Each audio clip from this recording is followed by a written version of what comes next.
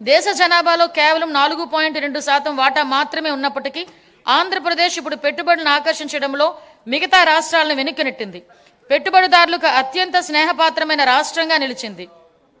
Bank of Baroda నివేదిక ప్రకారం 2025-26 ఆర్థిక సంవత్సరంలో ప్రతిపాదిత పెట్టుబడుల్లో 25% ఆంధ్రప్రదేశ్కు రావటమే దీనికి నిదర్శనం. బ్రాండ్ చంద్రబాబు వల్లే ఇది సాధ్యమైంది. ఇప్పటి వరకు మనం ఈజ్ ఆఫ్ డూయింగ్ బిజినెస్ గురించి మాట్లాడే వాళ్ళం, ఇప్పుడు గేర్ మార్చాం. స్పీడ్ ఆఫ్ డూయింగ్ బిజినెస్ ఇప్పుడు మన నినాదం. గౌరవ ముఖ్యమంత్రి చంద్రబాబు నాయుడు గారి సమర్థ నాయకత్వం, దార్శనికత, ప్రభుత్వ సుస్థిర విధానాలు రాష్ట్రాన్ని విజన్ స్వర్ణాంధ్ర 2047 లక్ష్యం దిశగా వేగంగా నడిపిస్తున్నాయి.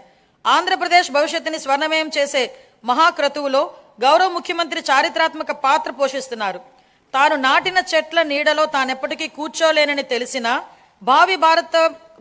భావి తరాల కోసం చెట్లు నాటే వ్యక్తే జీవితం యొక్క నిజమైన విలువలను అర్థం చేసుకున్నవాడు అన్న విశ్వకవి గురుదేవులు శ్రీ రవీంద్రనాథ్ ఠాగూర్ మాటల్ని ఇక్కడ నేను ఉటంకిస్తున్నా.